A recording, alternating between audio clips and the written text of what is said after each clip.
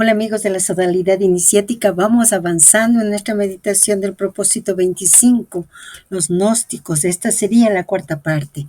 Recuerden, solo en la obra están los mecanismos, el conocimiento, la enseñanza para alcanzar la iniciación, la iluminación. Su amiga lo único que hace es comentar, compartir aquello que va investigando, profundizando, que son las vibraciones que le hablan al alma de su amiga, pero solo son comentarios. La enseñanza está en la obra. Tampoco deben olvidar que pueden descargar toda la obra en 3 veces www.sergioreinaudelaferrer.net. Vamos entonces, nos vemos. Hola amigos, antes de iniciar, mejor dicho, de continuar con nuestra meditación en este propósito, digamos nuestras oraciones. Nada para nosotros, Señor, nada para nosotros, que todo sea para la gloria de tu santo nombre. Haz de nosotros seres compasivos, conviértete a través de nosotros en lo que eternamente has deseado ser, que te muestres a mí en la más bella de las teofanías. Empezamos con la lectura del propósito. Sería difícil mencionar todos los textos gnósticos auténticos o incluso aquellos que han podido contribuir a la formación de la gnosis, como pueden ser los apócrifos del Antiguo Testamento o la literatura de tendencia maniquea, como los Actos de Tomás.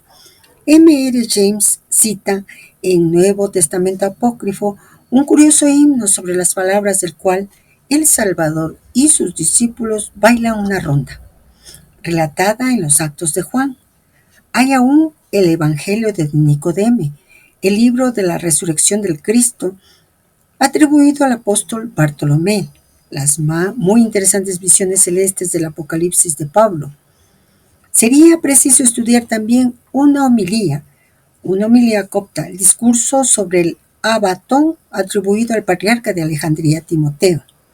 Igualmente un escrito etíope medieval, los mandamientos de Sabbat, el Te Sasa Sambat. Etiopía puede así proporcionar un buen número de textos sobre la supervivencia de los mitos gnósticos. Por ejemplo, los falashas, judíos autóctonos de ese país, sitúan aún un curioso apocalipsis que conservan bajo el nombre de Gorgorios, que ha visto las cosas escondidas.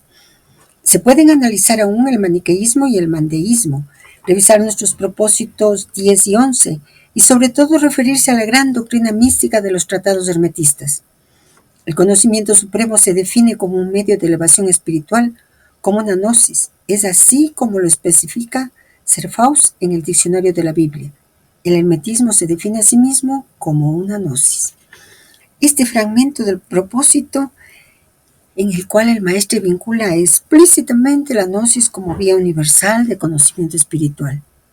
Podemos desglosarlo en 3 niveles de lectura: el histórico, que nos da los datos, el simbólico y el operativo, que nos permite realizar, el que toca nuestro trabajo interior.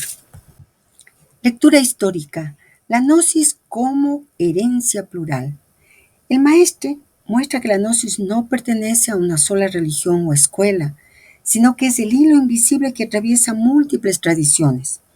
Los apócrifos del Antiguo y Nuevo Testamento, los actos gnósticos como los de Tomás y Juan, las literaturas maniqueas y mandeas y finalmente los tratados herméticos. Todos ellos expresan una misma aspiración, el despertar del alma al conocimiento directo del espíritu. Así, cuando cita textos aparentemente tan dispares como el himno de la ronda, el Apocalipsis de Pablo, los mandamientos de Sabbat o el discurso sobre el Abatón, el maestro está trazando una cartografía de la gnosis universal. Cada cultura la reviste con su lenguaje: el Cristo danzante, el ascenso por los cielos, el juicio de las almas, la luz de la sabiduría, etc. El Cristo danzante y la ronda gnóstica en esa lectura simbólica, cuando el maestro recuerda el pasaje de los Actos de Juan, alude a una escena en que el Cristo dice a sus discípulos: respondedme con amén en la danza, yo danzo, y todos vosotros danzáis conmigo. Lo que padezco, padecéis conmigo. Lo que revelo, reveláis conmigo. Aquí el Cristo no está crucificado, está en movimiento circular. danzando en torno al centro invisible como el logos que anima el cosmos. El círculo de los discípulos evoca la rueda viva de Ezequiel, las esferas de Hécate, que el maestre mencionó antes, las almas girando alrededor del fuego central. Por tanto, esta ronda del Cristo es el reverso místico de la cruz en movimiento, la unión dinámica de los contrarios. La lectura interior, la gnosis como fuego de elevación. El maestro concluye este pasaje con una frase clave. El conocimiento supremo se define como un medio de elevación espiritual, como una gnosis. El hermetismo se define a sí mismo como una gnosis. Es ahí donde se revela la clave operativa. No se trata de acumular ideas, sino de una transformación del ser a través del conocimiento vivencial. Gnosis no es información, es luz que se hace carne. El hermetismo lo llama nous, el hinduismo jnana, el budismo prajna y el Cristo gnóstico en Juan lo llama simplemente verdad. Y conoceréis la verdad y la verdad os hará libres. Juan 8:32. Este conocer no es mental, es un acto de unión, una participación en la naturaleza divina. Nuestro trabajo interno durante y a través de los propósitos 24 y 25 nos lleva a meditar más profundamente en la ronda del Cristo danzante, como una visualización del movimiento gnóstico. Esa danza es el acto hermético por excelencia. Podríamos decir que es el movimiento que eleva la conciencia hacia el uno. Así es que les invitamos a que podamos cada uno individualmente ir a esa profundidad. Nosotros, mientras tanto, volvemos a la lectura del propósito. A propósito del primer hombre, Zósimo, autor de textos alquímicos griegos, entre ellos el opúsculo sobre la letra omega, escribe: los caldeos, los partos, los medos y los hebreos los llaman Adán, lo cual se interpreta tierra virgen, tierra color de sangre, tierra rojo fuego, tierra de carne. Se encuentra todo esto en las bibliotecas de los Ptolomeos y se han depositado sus libros en cada templo, particularmente en el Serapeion. Cuando se invitó a Anesas, gran sacerdote de Jerusalén, a enviar un intérprete quien tradujo todo el texto hebreo al griego y al egipcio. Y aquí una nota. Chándore señala que esa leyenda contradice la tradición, bien conocida, según la cual el gran sacerdote Eleazar, y no Anesas, habría enviado 70 intérpretes para traducir el Antiguo Testamento al griego, la llamada Septuaginta.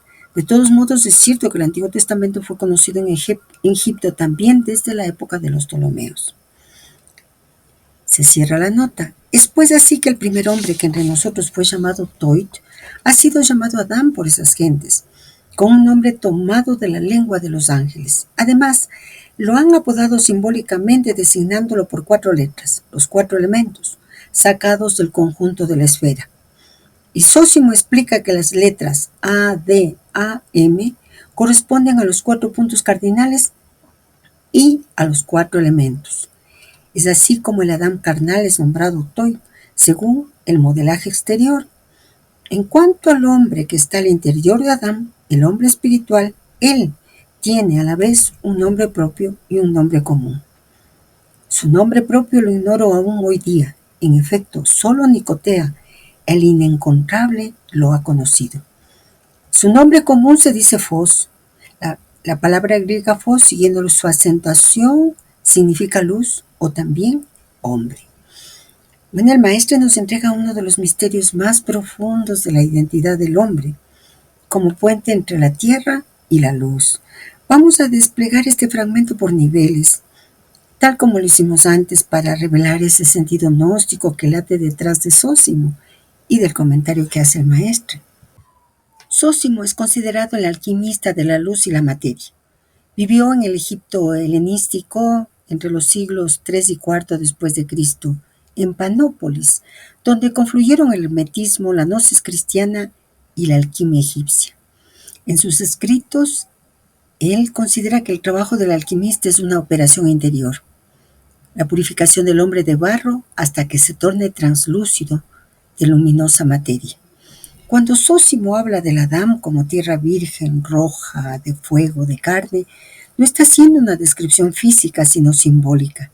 Está diciendo que el hombre terrestre es el laboratorio de la encarnación divina. El rojo fuego es el color de la obra al rojo, el momento en que la materia, la tierra, se inflama con el espíritu, el fuego. Así, Adán es literalmente la tierra encendida por el soplo divino. Zósimo dice las letras A, D, A, M corresponden a los 4 puntos cardinales y a los 4 elementos. Esto significa que el nombre Adán representa la totalidad de la manifestación, el hombre como microcosmos del cosmos. La primera y tercera A son espejos, espíritu y alma. La D y el M son polos, cuerpo y fuego. Así el nombre Adán es como una mandorla sonora, el óvalo en que el espíritu desciende y la materia asciende. El maestre, al citar a Zósimo, es como si nos estuviera recordando que en el hombre, Adán, convergen los 4 mundos y que el trabajo gnóstico consiste en reunirlos en un solo centro, el punto de luz interior, el Fos. Zósimo diferencia 3 niveles: el exterior, Toit, Tot; el hombre carnal, el modelo del mundo, el escriba divino que plasma la forma. Y la correspondencia en la gnosis sería el logos manifestado, el demiurgo sabio. Interior, Adán, el hombre anímico, mezcla de tierra y soplo, la imagen en proceso de despertar. En la gnosis, el alma que recuerda su origen. Y el nivel esencial, Fos, el hombre espiritual de hecho de luz pura. En la gnosis, el Cristo interno, el hijo del inencontrable Nicotea. Cuando Zósimo dice, el nombre propio del hombre interior lo ignoro aún hoy, solo Nicotea, el inencontrable, lo ha conocido, se refiere al misterio de la identidad divina, el nombre nuevo del Apocalipsis 2:17 que nos dice, el que tiene oído oiga lo que el Espíritu dice a las iglesias. Al que venciere, daré a comer del maná escondido, y le daré una piedrecita blanca, y en la piedrecita escrita un nombre nuevo, el cual ninguno conoce sino aquel que lo recibe. El inencontrable Nicotea es el principio absoluto, el silencio del que emana todo ser. Solo él conoce el verdadero nombre del hombre porque ese nombre es su propio reflejo. Y luego añade, su nombre común se dice Fos, que significa luz o también hombre. Y aquí está la clave gnóstica. El verdadero hombre no es de carne ni de polvo, sino de luz. El Hijo del Hombre de los Evangelios es este Fos, la chispa divina que debe despertar en cada ser. Así nos revela también la alquimia del nombre Adán. Trabajar con Adán es como trabajar con una fórmula sonora de integración. A, aire, respirar profundamente, sentir el espíritu entrando. D, tierra, sentir el cuerpo, los huesos, la raíz en la tierra. A, agua, dejar que la emoción se purifique, que el corazón se ablande. M, fuego, encender la conciencia en el corazón, dejar que el calor ascienda. Ver las 4 letras en un solo sonido interior y dejar que el Adán de barro se ilumine con el Fos del corazón. Este es la verdadera obra alquímica, la transmutación del hombre terreno en hombre de luz. El maestre sugiere de forma velada la unión entre el hombre de luz, Fos, de Zósimo, el logos de Juan y el Cristo danzante de los actos de Juan. Zósimo, como vimos, dice que el verdadero hombre no es el Adán de barro, sino el Fos, el de luz. Y hay algo que nosotros debemos clarificarnos. Este hombre luminoso es el fruto del trabajo alquímico interior. Cuando la conciencia, es decir, nuestro espíritu, ha fecundado completamente la materia, alma, cuerpo, surge una nueva sustancia, el cuerpo de luz. El soma neumaticón del que habla Pablo en Corintios, en 1 de Corintios 15:44, Pablo dice algo muy importante que lo hemos escuchado ya en otros propósitos.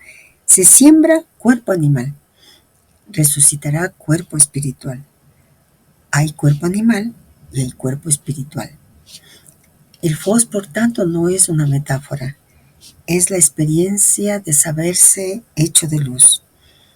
En los textos herméticos se dice algo bien importante. Si te haces igual a Dios, comprenderás a Dios, pues lo semejante es conocido por lo semejante.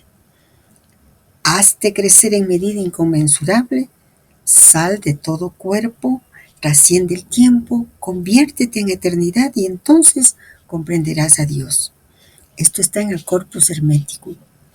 Es decir, el Fos es el hombre que ha reabsorbido en sí los cuatro elementos del Adán, que ha trascendido el círculo zodiacal, como meditamos antes, y que se ha vuelto una estrella consciente, una estrella de luz. Y atrevidos como somos, podríamos leer también que cuando asociamos el linaje de la Ferrier, nuestro linaje, con el hierro meteórico, estamos señalando que el trabajo del iniciado es del herrero divino, fundir el hierro terrestre, es decir, el cuerpo y la psique, con el hierro celeste, logos. El fruto de esta unión es el antropos luminoso, el hombre universal restaurado, la cruz de luz encarnada, el Fos, el hombre de luz. Por eso los gnósticos también decían, quien conozca al hombre, con mayúscula, conocerá a Dios, pues el hombre es el lugar donde Dios se revela. Con esta meditación, vayamos al propósito psicológico que continúa. En la biblioteca de los filósofos químicos se encuentran las indicaciones: Adán, tierra roja; mercurio de los sabios; azufre, alma; fuego de la naturaleza; Eva, tierra blanca; tierra de vida; mercurio filosófico; húmedo, radical; espíritu. Por nuestra parte, ya hemos hecho alusión también a estos acercamientos esotéricos de Adán igual a Asod, igual a Inri, etc., con relaciones simbólicas por un mecanismo cabalístico tal como para la palabra Tora, Taro, Ator, Rota, etc. Recordemos al pasar que el nombre de Adán ligado así a los cuatro elementos es rico en enseñanzas. Es un hecho que, según numerosos mitos, el primer hombre fue realizado por una concentración de fuerzas elementales, ligándolo así al mundo físico. El espíritu se convierte de ese modo en prisionero de la materia.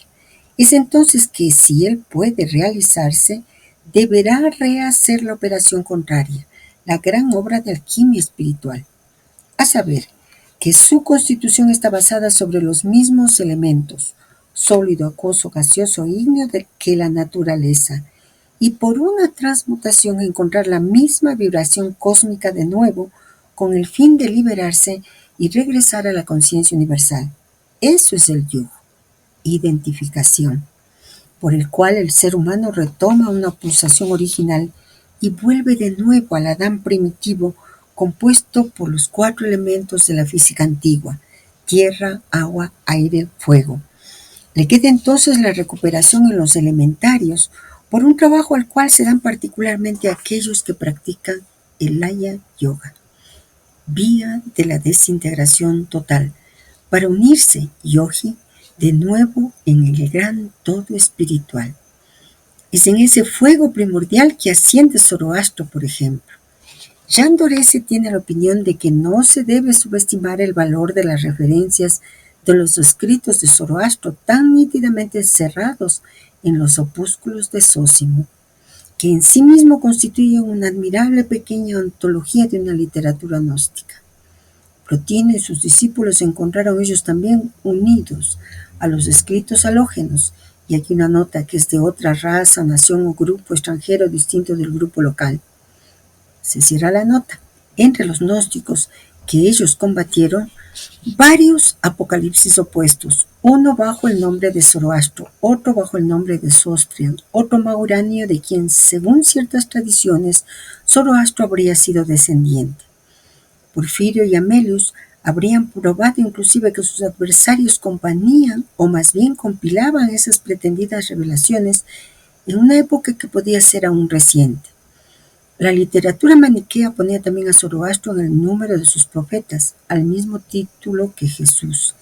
De esos mitos iranios, algunos eran tocantes a la formación del universo, a partir de los dos principios adversos, luz, tinieblas.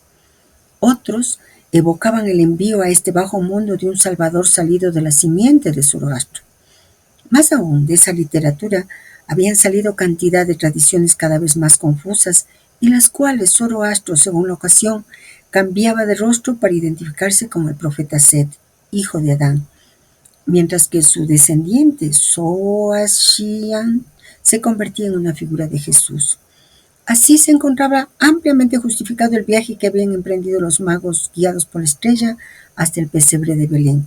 Se explicaría también así que los gnósticos hayan puesto algunos de sus escritos, hoy perdidos, bajo los nombres de Zoroastro y Sostriano, tanto como bajo los de Set y Adán.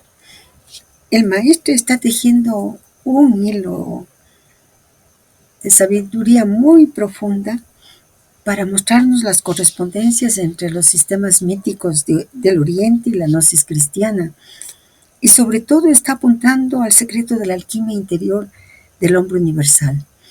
Vamos a desplegar su sentido paso a paso, porque este fragmento, aunque parece histórico, nosotros ya sabemos que de historia y de compendio de historia de las religiones nada tiene, es en realidad una instrucción de transformación interior. Veamos cómo. Adán como materia primordial. El maestre comienza recordando que Adán significa tierra roja, la arcilla saturada de fuego vital, y que por ello los alquimistas lo identifican con el mercurio de los sabios y el azufre de la naturaleza, es decir, con la sustancia viva del alma encarnada. En el lenguaje hermético, Adán, el cuerpo animado por el fuego, el alma encarnada en la materia. Eva, la tierra blanca, el alma luminosa, la contraparte espiritual o psíquica de Adán. En el proceso alquímico, Adán y Eva no son dos personajes históricos, sino dos polos del mismo ser, el fuego y el agua, el alma solar y la lunar, el azufre y el mercurio. La obra consiste en reconciliarlos en el corazón del alquimista, de modo que la unión de ambos revele al andrógeno primordial, el Adán celeste. Veamos los cuatro elementos y la presión del espíritu nuevamente. El maestro señala que el espíritu se vuelve prisionero de la materia al condensarse en los cuatro elementos: tierra, agua, aire y fuego. Cada uno de nosotros, al encarnar, recapitula ese descenso del espíritu al mundo de la forma.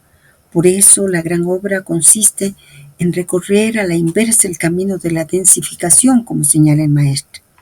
Por lo tanto, podríamos decir elevar la tierra, el cuerpo, en pureza, sublimar el agua, las emociones, esclarecer el aire, el pensamiento, y encender el fuego, la voluntad espiritual. Cuando esos cuatro son transmutados, se reintegra la vibración original, el yo, la unión del yo con el todo. Es el retorno al Adam Kadmon, el hombre universal hecho de luz. Zoroastro y el fuego que asciende. El maestro cita a Zoroastro porque él representa el iniciado que asciende por el fuego. En el simbolismo iranio, el fuego sagrado o atar no es una llama física, es la luz de la conciencia que arde en el centro del ser. Zoroastro encarna el principio solar que vence a la oscuridad de Arimán, como Cristo vence al demiurgo. Por eso el viaje de los magos guiados por la estrella hacia Belén no es solo un relato evangélico, sino una alegoría del alma gnóstica que sigue la luz interior hasta el nacimiento del Verbo en su propio corazón. Sósimo de Panópolis, ese alquimista egipcio-helénico, une los saberes de Egipto, Persia y Grecia.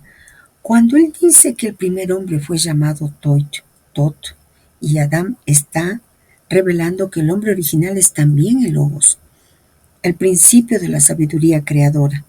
Toit es Hermes, el escriba divino, el que mide y traduce la luz en forma. Así Adán no es solo el formado del polvo, sino el recipiente del fuego divino que se hace verbo. Y cuando Sósimo dice que el nombre del hombre interior solo lo conoce Nicotea, el inencontrable, está hablando del nombre secreto del alma, ese que solo el espíritu superior conoce, como en el Apocalipsis, cuando se dice que al vencedor será dada una piedrecita blanca con un nombre nuevo que nadie conoce sino quien la recibe. Ya lo dijimos antes.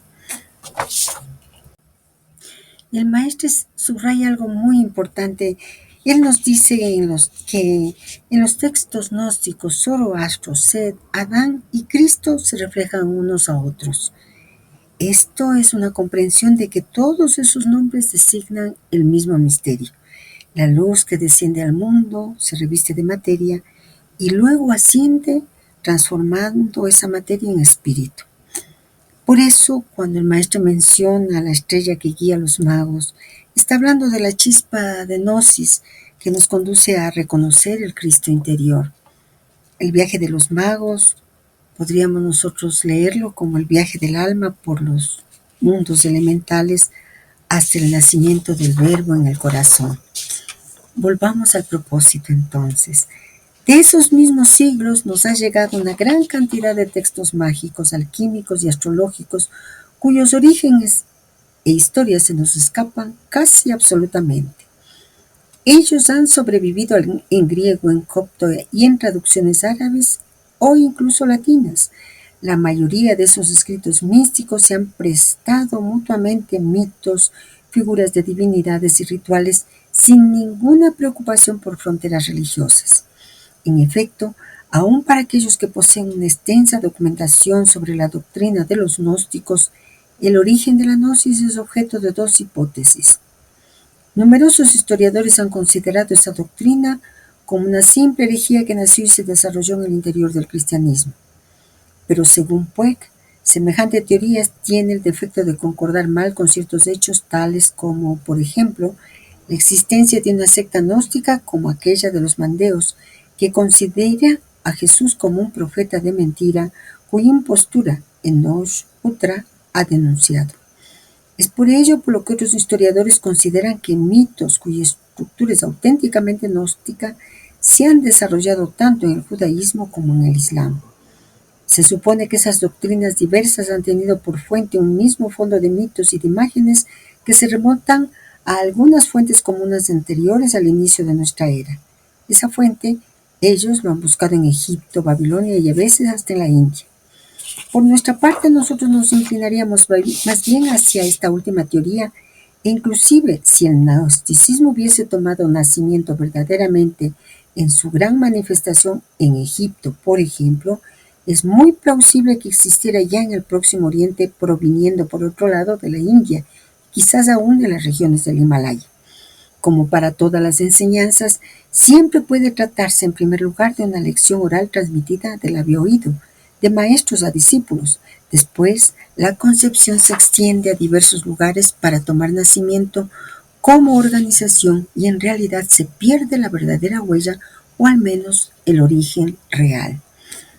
El maestro devela nuevamente la naturaleza viva y universal de la gnosis, y al hacerlo nos da una clave para entender no solo la historia, sino también nuestra propia interioridad espiritual, nuestro camino iniciático. En el nivel histórico, nosotros podemos ver la gnosis como corriente primordial. El maestro indica que los textos gnósticos, mágicos y alquímicos de los primeros siglos no son invenciones aisladas, sino la cristalización de una corriente de sabiduría mucho más antigua. Cuando dice que se han prestado mutuamente mitos, figuras de divinidades y rituales sin preocuparse por fronteras religiosas, está describiendo algo esencial. La gnosis no pertenece a ninguna religión, sino que es la raíz interior de todas. Es la misma llama que arde en Egipto con Tot y Osiris, o en Persia con Zoroastro y Mitra, o en la India con los rishis y las yogas del conocimiento, jnana, yoga, en Grecia con Hermes y los misterios órficos, y en el cristianismo con el Cristo como verbo encarnado. Por eso los gnósticos podían hablar de Adán y de Tot, de Sofía y de Isis, de Yaldabaoth y de Arimán, sin sentir contradicción. Ellos reconocían al arquetipo detrás del nombre, la base común de todas las tradiciones. En el nivel simbólico nosotros podemos ver a la gnosis como memoria del espíritu, Cuando el maestro menciona la hipótesis de que la gnosis proviene de una fuente común que se remonta a Egipto, Babilonia o incluso la India y el Himalaya, nos está diciendo algo mucho más que geográfico. Nos habla del origen celeste del conocimiento. ¿Y por qué decimos eso? Porque se está dirigiendo cada vez más y más al este, no al este geográfico, sino a ese este, a ese oriente que señalan los polos. Esa fuente común es el nous, el intelecto divino, que en distintos pueblos se manifestó según sus símbolos y sus lenguajes. En otras palabras, la gnosis no nace en un tiempo ni en un lugar, despierta en los corazones que están listos para recibirla. Por eso las doctrinas gnósticas reaparecen siempre, aunque cambien de forma, cuando la humanidad se prepara para una nueva apertura de conciencia. El maestre mismo, al afirmar que se inclina por esta última teoría, está reconociendo que la gnosis no se hereda solo por textos, sino por transmisión viva de labio a oído, de fuego a fuego. El eco de la sola meteórica, el hierro venido del cielo, es la gnosis, un metal celeste, un rayo que cae sobre la mente humana para abrirla, para despertarla, para devolverle la memoria. La gnosis solo vive en el alma que la encarna. Por eso el trabajo gnóstico no consiste en acumular doctrinas antiguas. Su conocimiento es el medio para volverlas presente, para reconectar con la fuente original del saber que está en el centro del ser, esa chispa de Sofía en nosotros que recuerda lo que olvidó el alma al descender. Cuando el discípulo escucha la enseñanza como nosotros ahora y la medita, la rumia, está reactivando esa transmisión oral en su forma más pura. Entonces nos volvemos el eslabón vivo de la cadena iniciática, la voz que recuerda. Hay algo que a mi alma le inquieta, y me imagino que a lo mejor a ustedes también, esa transmisión de la gnosis, el de labio a oído, y que se relaciona con el misterio del verbo creador, y cómo el logos mismo es la matriz de esa comunicación viva que atraviesa los siglos. Cómo la palabra viva, el logos, puede expresarse en palabras escritas sin perder su soplo. Un poco esa inquietud yo la tuve hace muchísimos años y me imagino que sí. Uno la tiene, pues muchos la tienen. Y por eso considero que para ustedes y para mí es necesario una meditación. Porque estructurar el lenguaje precisamente para despertar el oído interior, transformando la lectura en un acto de audición de logos, que es lo que exige la gnosis. Entonces, ¿cómo entender la fórmula tradicional que no solo está aquí, sino en todos los textos tradicionales, de labio a oído? Bueno, pues no significa solo una enseñanza oral, sino una transmisión vibratoria, una emanación de logos que se comunica no tanto por el contenido intelectual, sino por la presencia que él aporta. Es decir, el labio es el emisor del verbo viviente, el iniciado que habla desde el ser. Y el oído es el receptor interior, el discípulo que no oye solo con los oídos físicos, sino con el centro del alma, el oído del corazón. Por eso, cuando los textos gnósticos, herméticos, etcétera, se refieren a enseñanza oral, están aludiendo más bien a un acto de resonancia interior, no meramente a una comunicación verbal. La gnosis no se transmite como un dato, nos dice, sino como una vibración de conciencia. Y es fácil entender todo esto cuando recordamos que, pues, los textos, y gracias a los textos, nosotros hemos logrado conocer la gnosis, el hermetismo, la alquimia y todos los textos sagrados. Por eso en la obra el maestro insiste tanto en la lectura meditativa, no a la letra sino al espíritu. En ese sentido, la gnosis escrita sigue siendo oral, pero su labio es la página y su oído es el corazón del lector.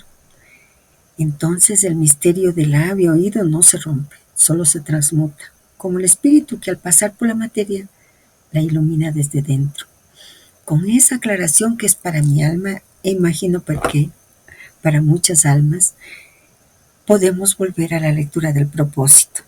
Es preciso ahora colocar aquí aquello que Jean Doré llama historia de un descubrimiento. Es hacia 1945 que campesinos de una aldea del Alto Egipto desenterraron por un puro azar una jarra llena del más hermoso lote de manuscritos con temas religiosos que el suelo de Egipto, tan rico, sin embargo, haya restituido hasta el presente.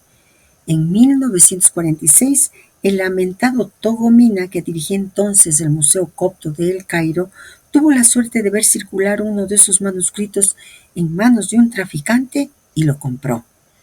Fue 2 años más tarde que Togo Mina y J. Dorese, uniendo sus esfuerzos y poderosamente ayudados por el señor canónigo Drioton, entonces director del Servicio de Antigüedades, lograron reencontrar la huella de aquello que había llenado la jarra, hacer salir esos manuscritos de su oscuridad y hacerlos retener por compra por el Consejo del Museo Copto de El Cairo.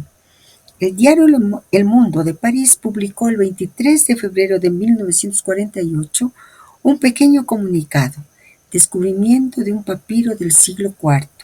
La Academia ha sido informada del descubrimiento hecho recientemente en Egipto de una colección de papiros de 152 páginas que datan del siglo IV de nuestra era.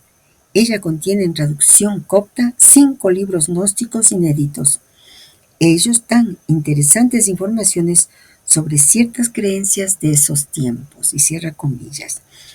La comunicación hecha a la Academia de Inscripciones y Bellas Artes de París era, naturalmente, infinitamente más precisa que lo que ese resumen dejaba ver.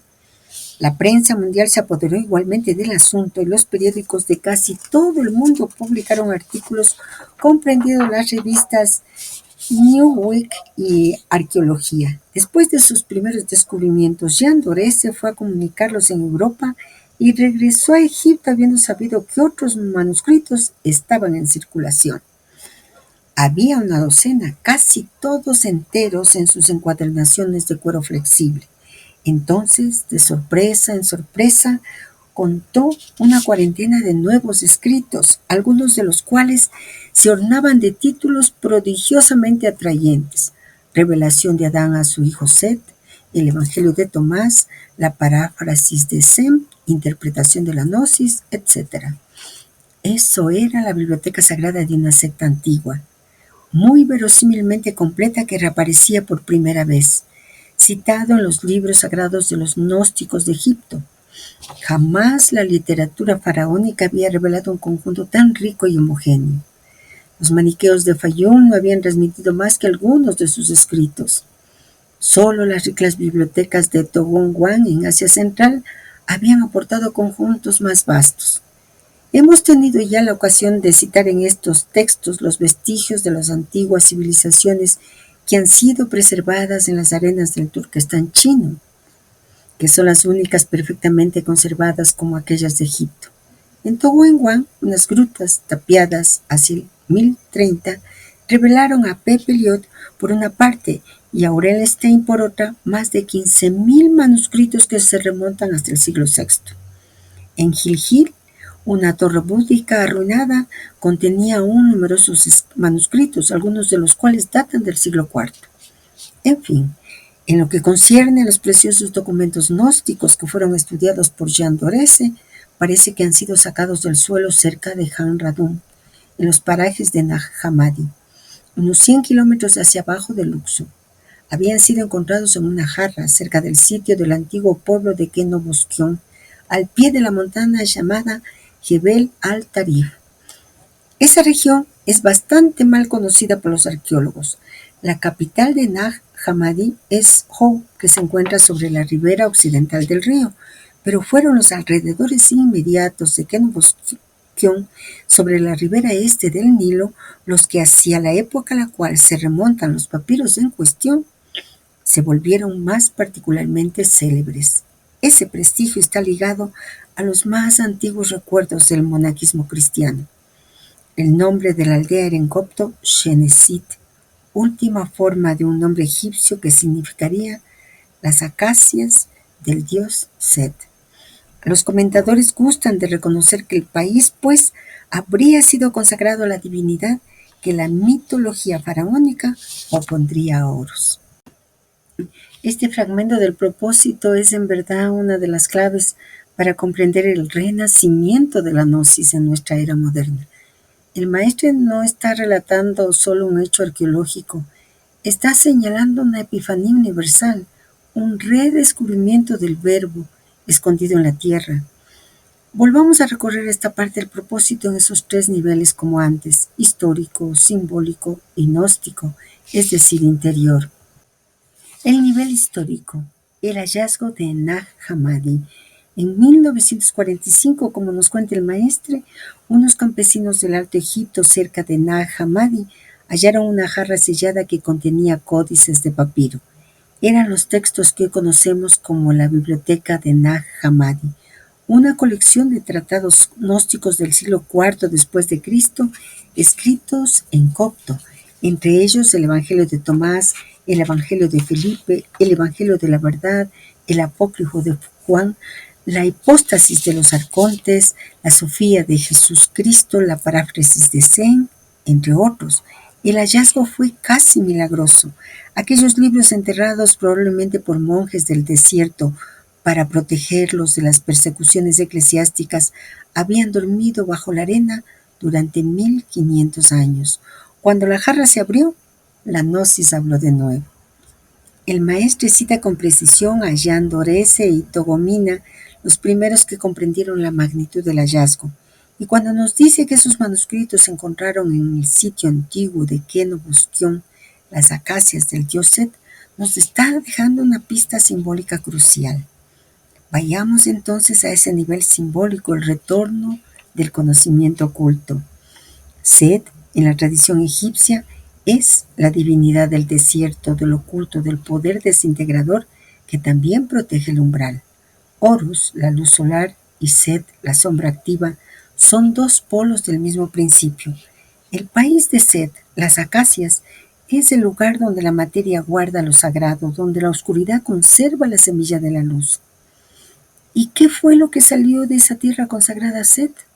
Los textos gnósticos, es decir, la palabra secreta que había sido escondida dentro de la materia esperando su tiempo para renacer, como nosotros.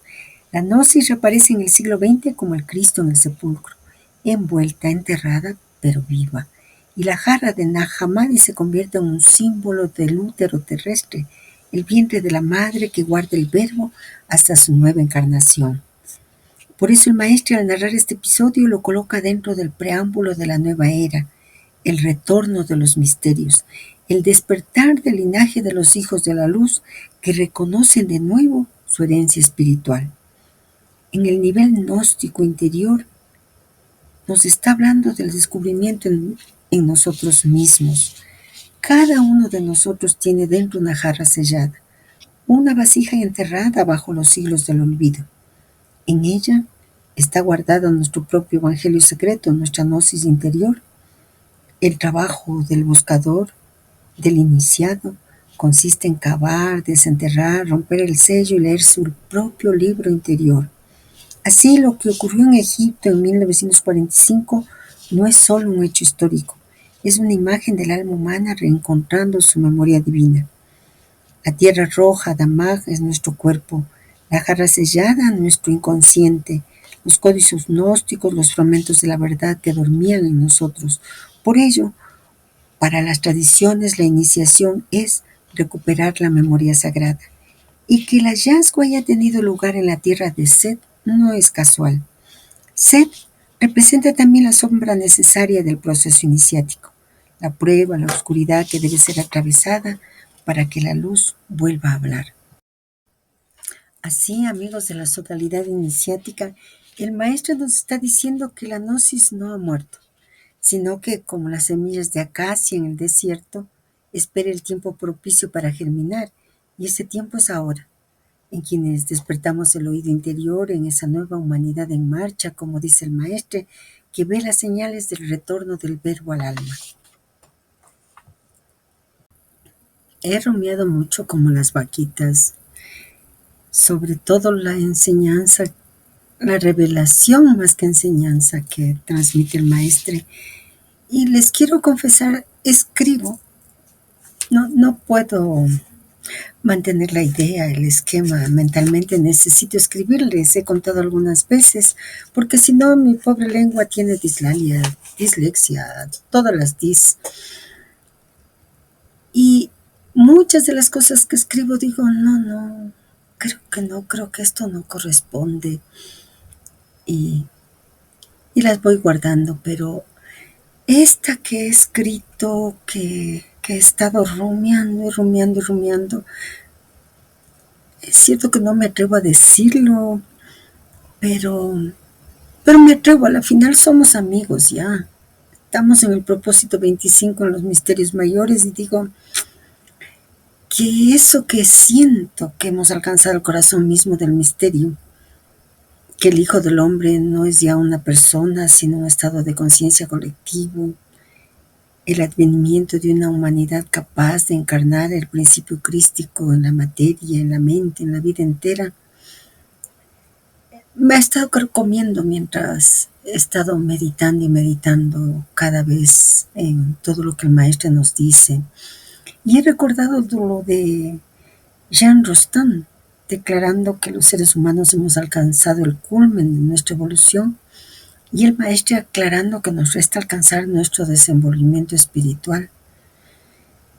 Desplegar el misterio paso a paso con el mismo hilo que el maestro traza entre las edades, los símbolos y las energías. Me ha hecho recordar algo que está escrito en el Yoga Yujismo cuando se describe el chakragna. El maestro habla de iluminación colectiva. Son solo 2 palabras, pero ahora, bueno, y años antes, con la facilidad que da la tecnología, nos dimos cuenta de que solo ahí utiliza esa expresión. No hay en ninguna otra parte de la obra. Y hemos venido recorriendo el camino espiritual desde 1992 con ese anhelo de que esa iluminación colectiva se alcance. Y de pronto el maestro nos entrega todos los elementos. Estaban ahí y no lo veíamos. Así de simple, no lo veíamos. La iluminación colectiva parecería ser que es el despertar de la más primordial en la humanidad. Ese anhelo de ver la luz en todos no es una idea, no es una idea simplemente. Es la llamada del Hijo del Hombre actuando a través de cada uno de nosotros. Nuestro trabajo es preparar el terreno interior donde el Cristo colectivo pueda manifestarse. Y como siempre, cuando comparto estas cosas me estremezco, me da escalofrío porque digo Dios. Pero bueno, lo comparto. Ahora que nosotros lo reconocemos gracias a este propósito, a todo lo que nos dicen, esa visión se cumple en nosotros. Porque el ver, el comprender, ya es participación activa en la obra de la luz. En las antiguas escrituras he recordado también que Ben Adam, el Hijo del Hombre, designaba al ser que reconoce su origen celeste dentro de su condición humana. Era una forma de decir el espíritu hecho carne. El Dios en experiencia de hombre, Jesús lo encarnó, sí, pero lo hizo como prototipo, y es lo que nos dicen y nos dicen de una y mil maneras a lo largo de los propósitos psicológicos. ¿Cómo negar al maestro? Si él es el arquetipo evolutivo de toda la humanidad futura. Si es el misterio crístico el que nos permitió encontrar esa palabra secreta y esa palabra de paz entre el 24 y el 25. Por eso el maestro, siguiendo esa cadena de los avatares, cuando nos dice Krishna, Buda, Cristo, anuncia el 10º avatar. El 10º avatar del final del ciclo. Pero ahí nos dice algo que al menos para esta alma sí suena especial. Él nos dice que al final del ciclo, no será un individuo, sino la humanidad despierta, el Cristo colectivo. Así el Hijo del Hombre no desciende del cielo, sino que asciende desde la tierra. Es el ser humano que ha descubierto su raíz divina y la manifiesta conscientemente. Fijémonos bien, Acuario es el signo del aguador, símbolo de quien vierte el agua de la vida, la gnosis, la ciencia del espíritu sobre la humanidad. El agua aquí es el éter, el quinto elemento que el maestro asocia al chakra vichuddha, el verbo, la comunicación, la transmisión del saber. Y al fin, esta alma entiende algo. El maestro en el arte de la nueva era, cuando pone en cada signo el elemento, cambia en Acuario de aire a éter. Por eso y por todo lo que nos está enseñando, la nueva era es la de la revelación interior. Como él mismo dice en el arte de la nueva era, no de la fe ciega. Ya no se trata de seguir al Cristo exterior, sino de hacer nacer el Cristo interior. Ese fuego etéreo que purifica, comunica y une.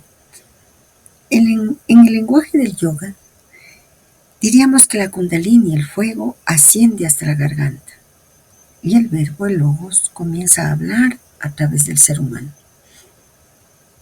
En el propósito 25, es decir, en este propósito, el maestro dice que Vishnu, la forma divina, el sustentador, emanan los avatares para enseñar a los hombres. Y bueno, pero en esta última emanación, el instructor mundial, el Cristo Rey, ya no se encarna en un solo cuerpo, sino en la colectividad espiritual de los que han despertado al verbo. Y por lo tanto, ¿cómo no asociarlo con aquello de iluminación colectiva? Somos cada uno de nosotros células del nuevo cuerpo crístico. Cada alma que se ilumina agrega una chispa al Hijo del Hombre universal. ¿Cómo no entender entonces lo que Mani decía? Cristo el Salvador salvado. Él nos necesita tanto como nosotros porque somos uno. En el lenguaje gnóstico podríamos decir que el Adamás primordial se reconstituye, el hombre andrógino total del principio a través de la reunificación de las conciencias humanas en el amor y en el saber. Por eso la gnosis es llamada conocimiento salvador, porque salva a la conciencia del olvido de sí misma. Y ese sí mismo no es el ego, sino ese yo soy universal, el Cristo interno. La era de Acuario marca el momento en que ese conocimiento deja de ser esotérico, secreto o reservado. Se vuelve experiencia posible para todo el alma que lo busca con pureza. Por eso también iluminación colectiva. Ya no es asunto de elegidos. Esta alma sabe que es un ser humano común y corriente como todos. No tiene nada de especial. Y está aquí caminando.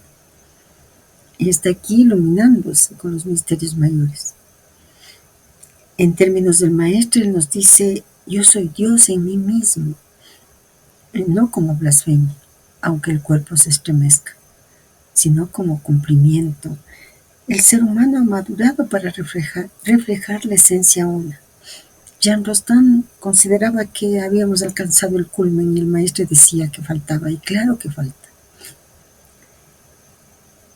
Pensar en la humanidad como un solo cuerpo que despierta célula por célula, alma por alma.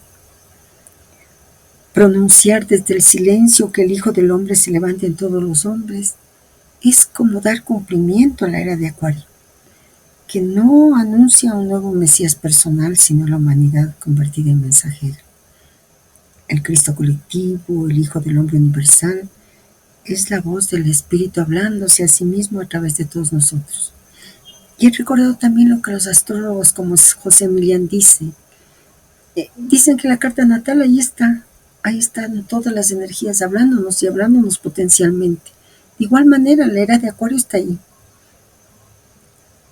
Todo el cielo está hablando de que esto es posible, de que este conocimiento salvador nos va a posibilitar esa reintegración. Y por eso la insistencia en el Aya Yoga del maestro. Pues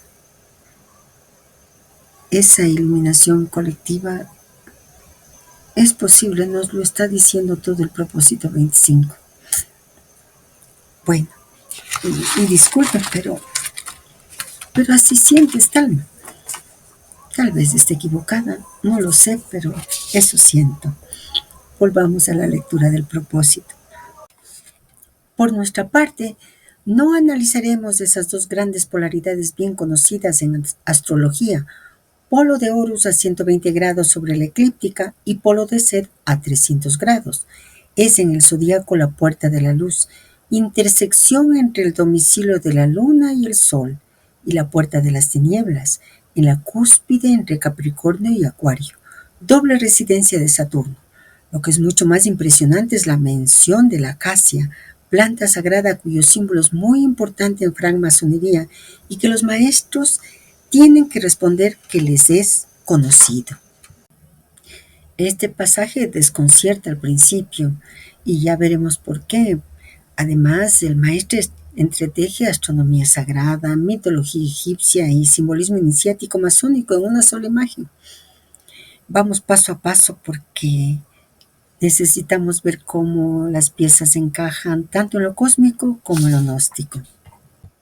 El polo de Horus y el polo de Set, las dos fuerzas del cielo. El maestre alude a dos polos eclípticos ubicados simbólicamente en 120 grados, Horus y 300 Set, sobre el círculo zodiacal. Esto no es tanto un dato astronómico literal como una codificación esotérica del equilibrio de fuerzas. El polo de Horus, 120 grados, nos dice que es la puerta de la luz, el punto donde el sol y la luna, principios masculino y femenino, consciente e inconsciente, se intersectan armónicamente. Nuestra lectura en el zodiaco sería grado 30 de Cáncer y 0 de Leo. Es la entrada hacia la noche solar, el despertar del alma en la claridad del espíritu, es el ojo derecho abierto, la conciencia despierta. El polo de Set, 300 grados, la puerta de las tinieblas situada entre Capricornio y Acuario, doble residencia de Saturno, nos dice, por lo tanto, grado 30 de Capricornio y 0 de Acuario. Set representa la fuerza de cristalización, de límite y prueba, ya lo hemos visto, la oscuridad necesaria para la gestación de la luz. Es el ojo izquierdo cerrado que mira hacia adentro, el inconsciente, el descenso iniciático. En lenguaje alquímico, Horus asciende, Set desciende. Entre ambos se forma el eje vertical del alma, la cruz interior que une cielo y abismo. Por eso el maestro dice que no analizará las polaridades, sino que señalará el símbolo que las une, la acacia.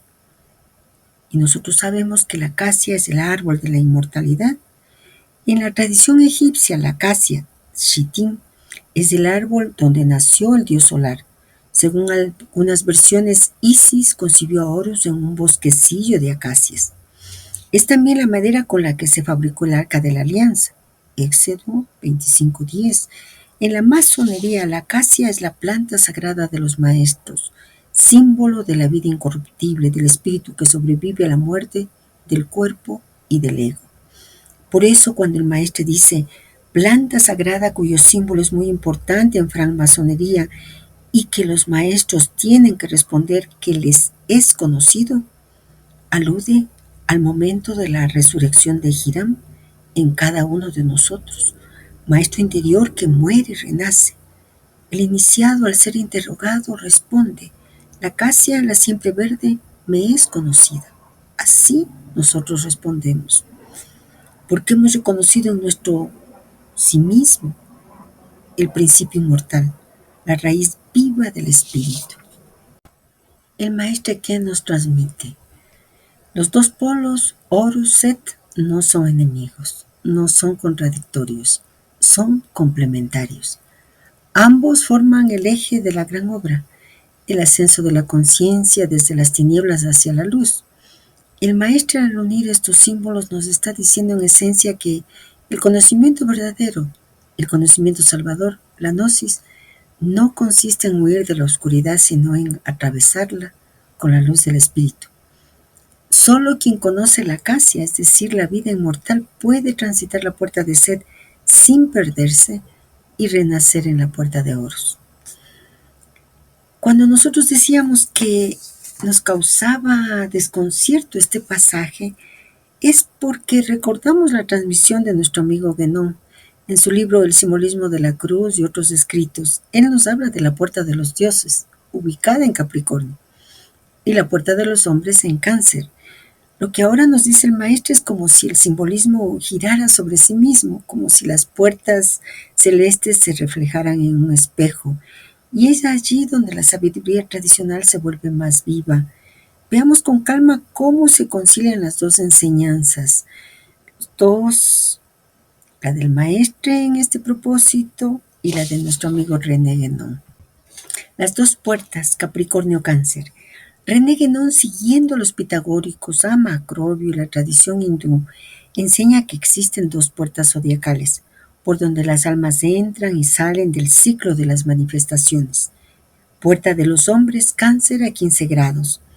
Entrada de las almas al mundo de la generación, la encarnación, asociada a la vía descendente, la manifestación, el agua, la luna, portal de entrada en el ciclo humano.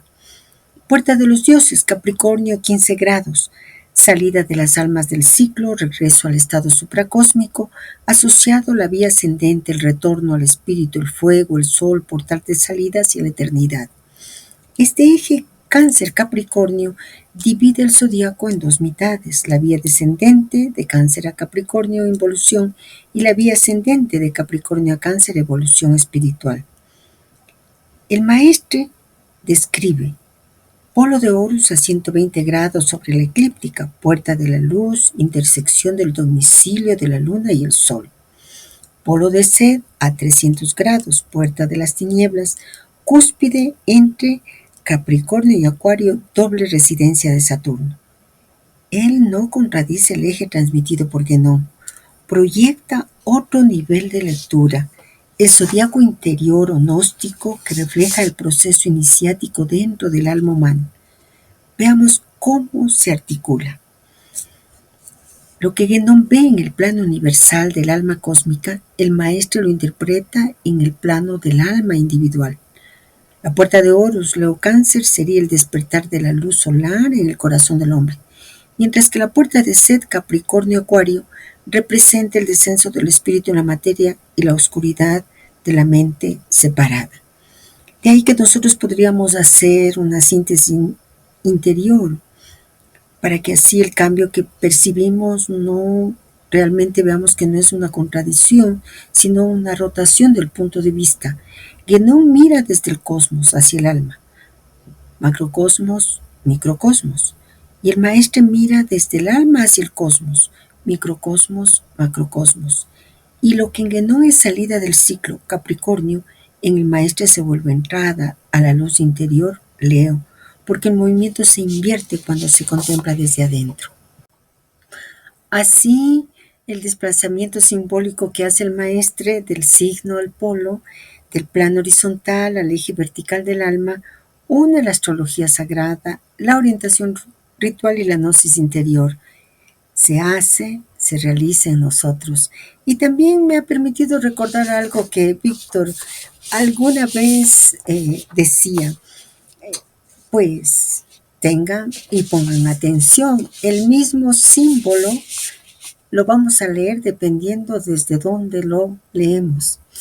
Si es en el camino del ingreso o si es en el camino del retorno. Pero es mejor clarificarnos para, cuidando, tener que confundirnos. Volvamos a la lectura del propósito. El conjunto de los manuscritos provenientes de Kenoboskion, representado por 13 manuscritos, debe ser considerado como un todo. Estos textos están escritos en el dialecto copto del Alto Egipto, el saídico, que los gramáticos califican a veces de tebano, que es el más importante para la historia literaria de los coptos y en el cual están igualmente redactados los otros escritos gnósticos precedentes. En los manuscritos de Kenos Busquión, ese dialecto está sin embargo lleno de arcaísmos que muestran que ahí se encuentra en sus orígenes. Se discierne también una fuerte influencia de los dialectos del Medio Egipto, el aquímico y el subaquímico. Para encontrar el modelo del sistema de los gnósticos es preciso referirse a ciertos mitos iranios. Leamos los primeros párrafos de uno de los más importantes tratados religiosos, el Bonda Ish. Y aquí una nota larga y muy importante. Bonda Ish significa creación original o primera creación en persa medio. Es un texto cosmogónico y cosmológico del zoroastrismo que describe la creación del mundo, la lucha entre el bien y el mal y la estructura del universo según esta antigua religión persa. Ya W. Busot, en sus principales problemas, había señalado el parentesco de este mito del Bonda Ish con el resumen dado por los filósofos Neuma de los paráfrasis de Sed. Bossuet acercaba igualmente el texto al pasaje de Plutarco, que relaciona la creencia persa con los dos principios opuestos, Hormuz y Arimán, entre los cuales interviene como tercer elemento Mitra, igualmente llamado Mesites, igual mediano. Es notable que Bossuet haya podido señalar ya relaciones entre el expuesto de la Pistesofía y el Bonda Ish. En cuanto a las discusiones a las cuales puede dar lugar esa noción de vacío, por ejemplo, el Tratado Segundo B del Corpus Hermético y las secciones 33 y 34 de Asclepios. Se cierra la nota. Así es revelado en la buena religión. Hormuz era elevado en ciencia y bondad. Para la eternidad él estaba perpetuamente en la luz. Esa luz es el espacio en el lugar de Hormuz. Algunos lo llaman la luz infinita. La omnisciencia y la bondad son la totalidad de Hormuz, pero Arimán, lento en comprender, cuya voluntad es la de destruir, estaba abajo, profundamente en las tinieblas. Él estaba, y él está, pero no estará más. La voluntad de destruir es su totalidad. Las tinieblas son su sitio. Algunos la llaman las tinieblas infinitas. Entre ellos estaba el vacío. Algunos lo llaman Bai, en el cual se mezclan los dos espíritus. En lo concerniente al finito y al infinito, son infinitas las alturas que son llamadas luz infinita, ya que no tiene fin, y las profundidades que son las tinieblas infinitas. En el límite, ambas están limitadas, ya que entre ellas está el vacío, y no hay contacto entre ellas dos. Además, los dos espíritus en sí mismos son infinitos. Hormuz, en su omnisciencia, sabía que el espíritu destructor existía, que atacaría y que, como su voluntad es la envidia, se mezclaría con él. El espíritu destructor, siempre lento en comprender, no tenía conciencia de la existencia de Hormuz. Entonces se levantó de las profundidades y vino a la luz después de la cual las luces son visibles. Cuando él vio la luz de Hormuz intangible, se precipitó hacia adelante, porque su voluntad es de destruir y su sustancia es la envidia. Se apresuró para destruir a aquella. Después, viendo un coraje y una supremacía superiores a la suya, se refugió en las tinieblas y construyó numerosos demonios, coalición destructora y propia para el combate. Cuando Hormuz vio la creación del espíritu destructor, esto no le pareció bueno, una creación espantosa, pútrida, viciosa y perversa, y él no la respetó. Y el espíritu destructor consideró la creación de Hormuz y ésta le pareció buena, una creación profunda, victoriosa, informada de todo, y él respetó la creación de Hormuz. Es en los antiguos mitos de los cuales el Bonda Ish da esta versión, que será preciso buscar aquello que sirvió de modelo al sistema de nuestros gnósticos. Chandler señala por otra parte que la concepción que da su originalidad, la existencia de un tercer principio establecido entre la luz y las tinieblas, había sido ya conocida antes del desarrollo de la gnosis, por escritos griegos de la edad helenística en los cuales, por el hecho de esta noción, el vacío se encuentra identificado con el aire y la fatalidad. Tal es el caso de ciertos textos colocados pretendidamente bajo la autoridad de Zoroastro. Por ejemplo, en el Tratado sobre la Naturaleza, atribuido a un Zoroastro en el que se identificaba a hijo de Armenios, ilustrado por Platón. J. Vides y Franz Cumont habían señalado ya que ese singular principio que reviste también los trazos de Mitra derivaba de una concepción irania, aquella relativa justamente a Bai, es decir, a ese espíritu establecido entre la luz de Hormuz y las tinieblas de Arimán. En la traducción del Zen-Avesta, Dharma Steter había notado también aquello que era un principio intermediario. Todos los movimientos cósmicos se producen en ese vacío.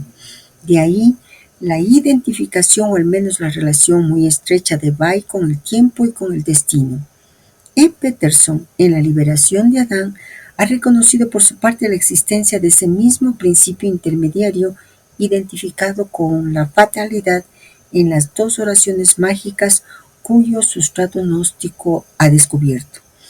Él ha señalado igualmente su presencia en el mito de la famosa liturgia mitriaca, donde ese principio se identifica con Helios, con el dios Mitra. El maestro nos está transmitiendo el núcleo metafísico del Pistis Sophia y de la gnosis irania, que vincula con los textos de Nag Hammadi. Este pasaje es uno de los más densos de la Pistis Sophia, porque marca el punto donde la gnosis egipcia y la irania o zoroástrica se encuentran, y donde aparece esa noción fundamental, el tercer principio, el Bai o vacío intermedio, que en la tradición hermética será el lugar del alma. Veamos cómo podemos desentrañarlo y conectarlo con la enseñanza gnóstica. En el Bouddha Hinge, los tres principios son Hormuz, Ahura Mazda, Bao, el vacío intermedio y Arimán. Lo esencial aquí es que el universo no es dual, sino triádico. La gnosis no concibe solo luz y tinieblas, sino un espacio intermedio donde la conciencia se mezcla con ambas, el dominio del alma. Ese valle, el vacío, es el equivalente persa del ayón intermedio gnóstico, el espacio del drama de Sofía, que cae desde la luz hacia las tinieblas y debe ascender de nuevo por medio de logos. El vacío como campo del alma, Sofía, Mitra, Helios. Cuando los textos iranios dicen que todos los movimientos cósmicos se producen en ese vacío, están definiendo el teatro mismo de la evolución espiritual. El Bai es el alma, el aire del alma, psique, el tiempo viviente, cronos noético, el campo de tensión entre espíritu y materia. Por eso los gnósticos lo identificaron con Mitra, el Mesites, el mediador. En el Pistis Sophia, ese papel mediador lo asume el Cristo Luz, el Logos que desciende desde la luz de los eones para rescatar a Sofía atrapada en el caos.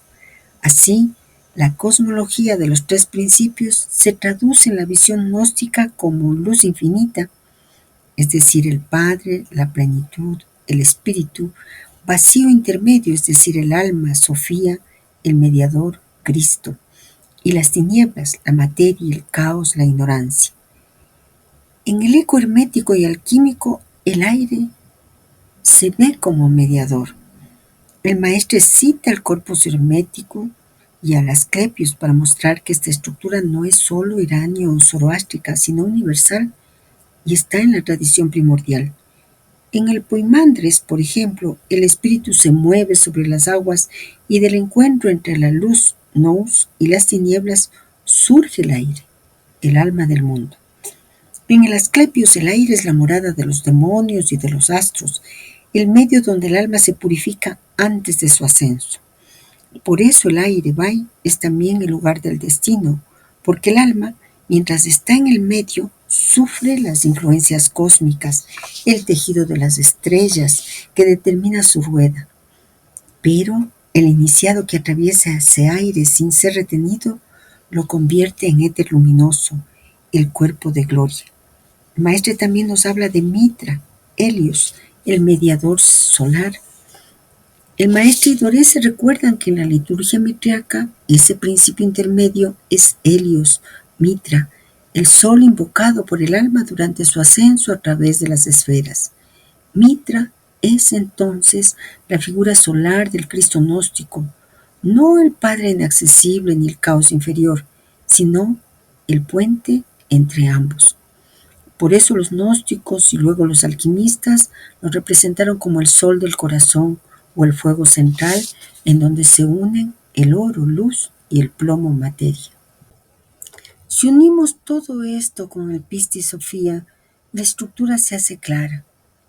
El alma Sofía habita en el Valle, atrapada entre los dos polos. El Cristo solar, Mitra, aparece en ese mismo medio para guiarla en su retorno.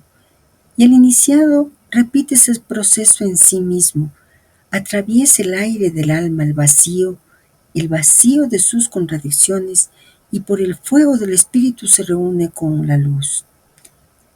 El maestro está mostrando que la gnosis egipcia del Pistis Sophia tiene raíces directas en la metafísica iranio-zoroástrica, donde el universo no es simplemente dual, sino trino, y donde la redención se realiza en el medio, en ese valle, el aire, el tiempo, el corazón del mundo, que Mitra y Cristo habitan como mediadores de la luz. Las tinieblas es el comienzo del camino, cuando la conciencia está inmersa en la multiplicidad de las cosas y cree que ese mundo denso es todo lo que existe. Aquí operan el miedo, la avidez, la identificación con el cuerpo y la mente. En términos de la Pistis Sophia es el descenso, el alma fascinada por el reflejo de la luz en las aguas del abismo. Vacío, Vai, es el momento del despertar interior. Se reconoce que nada de lo visible sacia, pero el alma aún no está unida a la luz, solo ha quedado entre. Este vacío puede sentirse como pérdida o confusión, porque las referencias habituales se desvanecen. Sin embargo, es aquí donde empieza la transformación en el aire del corazón, donde aparece el mediador, el Cristo y el sol interior. En esta zona intermedia, el discípulo debe permanecer consciente, respirando y observando. Todo lo que sube o baja dentro de él es la sustancia de su propio vai, de su propio vacío. Cuando la atención logra permanecer en el centro sin caer en la inercia ni dispersarse en las pasiones, el vacío se vuelve translúcido. Lo que antes era un espacio de incertidumbre se revela como el mismo cuerpo de la luz. Esta es la reintegración de Sofía, la que estaba dividida se reconoce como uno. El maestro siempre nos está pidiendo que nosotros podamos todos esos mitos, esos símbolos, volverlo al presente, a nuestra propia experiencia personal, individual. Y por eso, cuando nos habla en símbolos, tinieblas, inconsciencia, dispersión, vacío, despertar, purificación, mediación, luz, unión, conocimiento, reposo, nos está diciendo que vivir esto no exige apartarse del mundo, sino aprender a respirar. Ese va y vacío, sentir en cada respiración el descenso y ascenso del alma, sin perder la conciencia del punto medio. Ese punto medio, nos ha dicho el maestro, es el Cristo Mitra, el fuego que reconcilia, que salva a Sofía. Y Sofía sería nuestra alma. Bueno, volvamos a la lectura del propósito. Después de una lista completa de los textos contenidos en los manuscritos, y aquí una larga cita, el número total de los escritos de esa biblioteca es de 49, pero excluyendo un cierto número de repeticiones de las mismas obras, esa cifra se reduce a 44, cuyos títulos son de lo más interesantes: Libro secreto de Juan, Evangelio de los egipcios, La Sofía de Jesús, El diálogo del Salvador, Apocalipsis de Pablo, Apocalipsis de Santiago, Apocalipsis de Adán a su hijo Set, Discursos de verdad de Zoroastro, Dios de verdad, Epístola de Pedro a Felipe, Tratado contra los escribas y los fariseos, sobre el bautismo de Juan Bautista, el agua del Jordán y Jesús, actas de Pedro, discursos auténticos de Hermes Atat, Apocalipsis de Pedro, las enseñanzas de Silvanos, interpretación de la Gnosis, el halógeno supremo, Evangelio de Felipe, la hipóstasis de los arcontes, el libro de Tomás, palabras secretas dichas por el Salvador a Judas, Tomás consignadas por Matías, plegaria del apóstol Pedro, para no mencionar más que algunos. Jean Dorese, siempre en su interesante obra Los libros secretos de los gnósticos de Egipto, edición Plon, 1958, explica aún el resultado de sus importantes trabajos.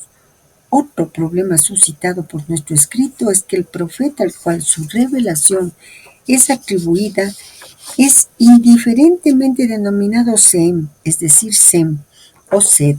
El hecho de que los filósofos Neumann designan este escrito como las paráfrasis de Set, y el hecho de que en nuestro mismo texto el profeta sea calificado como el primero que ha existido sobre la tierra, todos esos detalles sugerirían que el nombre de Sem o de Sem no aparece aquí más que como una confusión debida a algún transcriptor. Por tanto, puede ser que ese escrito haya sido al origen atribuido a Sem. Ya el apócrifo bíblico llamado Libro de los Jubileos decía que Noé habría recibido de los ángeles secretos que él habría escrito y después transmitido a Sem. Ciertos samaritanos y la Ágada judía desde el comienzo de nuestra era asignaron a Sem en sus especulaciones un papel bastante importante, inclusive haciendo de él una figura de Melquisedec. De los gnósticos, los melquisedequianos, a quienes Epifanio consagra la noticia 55 en su tratado contra las herejías, conservaron esa identificación. Alfarico, en las escrituras maniqueas, pretende que los maniqueos cuentan a Sem entre los antiguos justos, a quienes los ángeles han revelado la sabiduría divina, es decir, entre los grandes enviados celestes que se sucedieron durante el curso de la historia desde Adán hasta Man. Gebagda, diario asiático, hace resaltar que es notable que la confusión voluntaria entre Set, Melquisedec y Sem, atestiguada así en grados diversos, se haya reencontrado en plena Edad Media musulmana entre la secta de los ismaelitas, que profesan una doctrina gnóstica. Por otra parte, se lee en Tabari que los israelitas habrían tenido un profeta llamado Sem, que fue llamado por el iranio Hiztaspe, con quien él entró en la capital de Balkh. Entonces se juntaron a él Zoroastro y el sabio Hamasp, hijo de Fach. Simi hablaba en hebreo, Zoroastro comprendía esa lengua y escribía en persa bajo su dictado. Llegamos a un punto de confluencia muy especial. El maestro muestra cómo detrás de las figuras de Sem, Set y Melquisedec late un mismo principio gnóstico, el del Hijo primordial o el justo eterno, aquel que guarda el conocimiento de la luz antes de la caída en la materia. Veamos paso a paso lo que nos está transmitiendo y cómo puede vivirse simbólicamente. El maestro nos está mostrando que Sem, Set y Melquisedec son tres nombres, un mismo principio. Sem, Shem, el hijo de Noé, guardián del secreto transmitido después del diluvio, en el texto bíblico representa la continuidad de la alianza. En la Gnosis representa al hombre que conserva la memoria de los misterios celestes después del caos. Es el que recuerda el nombre. Shem en hebreo significa justamente nombre. Set, el hijo de Adán y Eva que reemplaza a Abel, es la semilla de la luz que sobrevive tras la fractura de Caín y Abel. En la Pistisofía, el linaje de Set es la raza espiritual, la humanidad interior que guarda la chispa divina. Melquisedec, el sacerdote del Altísimo, sin padre ni madre, sin genealogía, figura eterna del sacerdocio solar, es el mediador entre la tierra y el cielo, el que ofrece pan y vino a Abraham, anticipando la Eucaristía del Cristo. Cuando el maestro señala la confusión voluntaria entre Set, Sem y Melquisedec, nos dice que son tres máscaras de un mismo misterio. el del hombre de luz que guarda la sabiduría primordial. El linaje de Set es la estirpe espiritual y el de Sem el linaje sacerdotal. Ambos convergen en Melquisedec, la realización del sacerdocio interior. El texto del maestre cita a Zoroastro, Jamás, Vishta, Vishtaspa y Sem, reunidos en Balkh, ciudad mítica del Irán antiguo. No podemos leer esta reunión como un hecho histórico literal. Es una escena arquetípica donde se encuentran las tres corrientes del conocimiento sagrado. La hebrea Sem, custodia del verbo. La irania Zoroastro, custodia del fuego y del tiempo. La sapiencial Hamasp, el sabio que conoce el destino. De su conjunción nace la síntesis gnóstica, el punto donde Oriente y Occidente se reconocen como una misma sabiduría. El maestro insiste en que la gnosis no es una secta, es el punto de reencuentro de las tradiciones primordiales. Set, Egipto; Sem, hebraísmo; Zoroastro, Irán; Hermes, el Hade. Todos beben del mismo manantial, la sabiduría de la luz que el espíritu derrama en cada ciclo. Si lo meditamos desde dentro, este pasaje nos habla del renacimiento del justo en nosotros. Cada uno de esos nombres representa una fase del despertar. Set, la chispa original, reconocer en uno mismo la filiación divina, la semilla no caída. Sem, el guardián del nombre, recordar la vibración primordial y darle palabra. Y Melquisedec, el sacerdote solar, manifestar esa luz en el mundo, unir cielo y tierra. La práctica consistiría tal vez en invocar al Sem interior, aquel que escucha las revelaciones de los ángeles y las traduce en su propio lenguaje del alma. Esa traducción es la transmutación de la experiencia en sabiduría. Así se cumple lo que el texto del maestro señala. Los ángeles revelan a Sem los secretos y él los escribe y los transmite.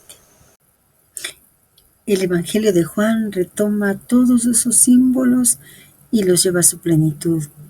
Cristo es el justo hecho verbo, el nombre que se pronuncia a sí mismo, el hombre universal donde se reconcilian el cielo y la tierra.